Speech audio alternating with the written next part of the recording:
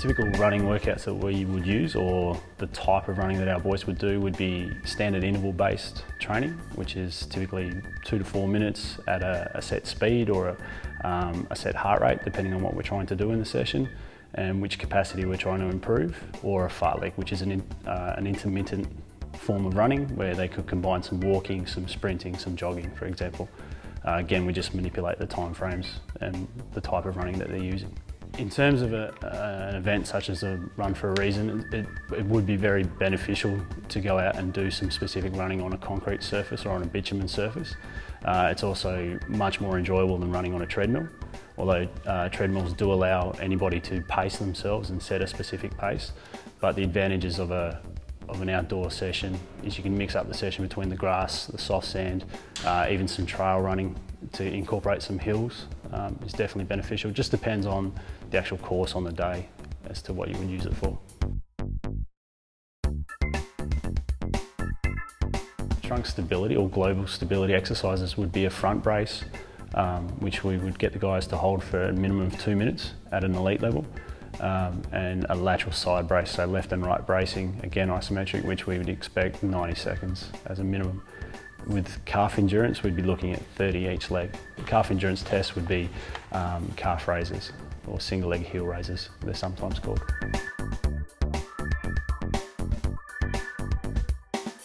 Cross training is beneficial for any form of endurance sport or aerobic sport, full body sport.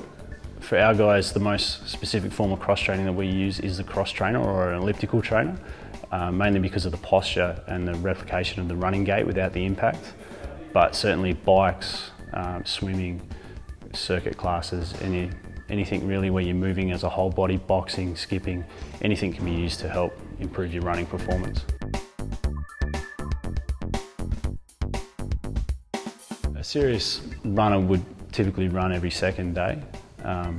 Our guys would train 4 days a week when they're running, and up to 2 to 3 sessions off leg, so cross training on top of those, either the same day or on alternate days. Well, for the person trying to run 14 kilometres and run competitively, definitely cross training on the same day or a large session instead of a run would be very advantageous.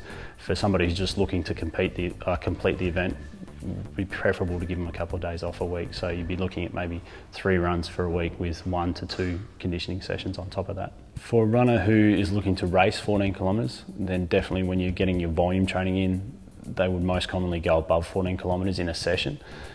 For somebody who's just looking to complete it, it's probably not necessary, provided that they've done enough work prior to the event to trust that they can get through it. The average game distance for a midfielder would be somewhere between 8 kilometres and 14.5, 15 kilometres. So every week an average midfielder would run the Run for a Reason, except each minute they'd be tackled or jump or tackle somebody else.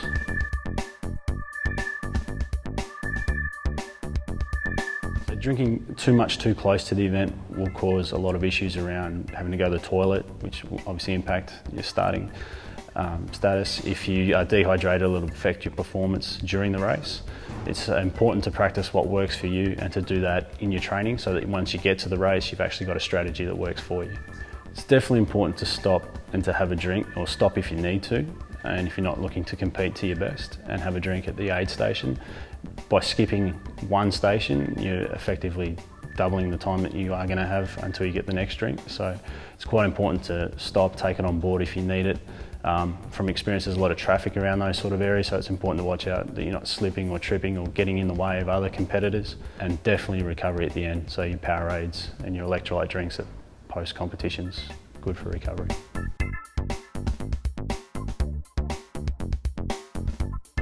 True, it is bad to exercise on an empty stomach. If you haven't eaten before the event, you're obviously going in with inefficient energy stores, so your chance to run out. So for a 14-kilometre event, it's important to eat 2 to 3 hours before the event, so that the fuel that you're taking in is available once you're actually in the event. It's important also to avoid anything high in fibre or fatty, so that it doesn't disturb your stomach while you're running. And most importantly, if you feel the need for a small snack just prior to the event, then that wouldn't be too harmful, again, provided it's nothing too large. Protein after exercise is true, you should intake that. When you're running and when you're exercising, you're causing a lot of damage to the tissues of the body. You're also using a lot of enzymes and metabolites while you are exercising, so you can replenish those through protein, hydration with Powerade, and eating something substantial when you feel like it. I think exercise is beneficial regardless of what time of day it is. It's important to work out what works best for you. We definitely have a few guys that aren't morning people, and we definitely have a few guys that aren't afternoon people. So the tip would be to find out what works for you and then use that on race day. If you are looking to perform to your best or beat a personal time, then it's probably best that you do train at some point at the time of the event.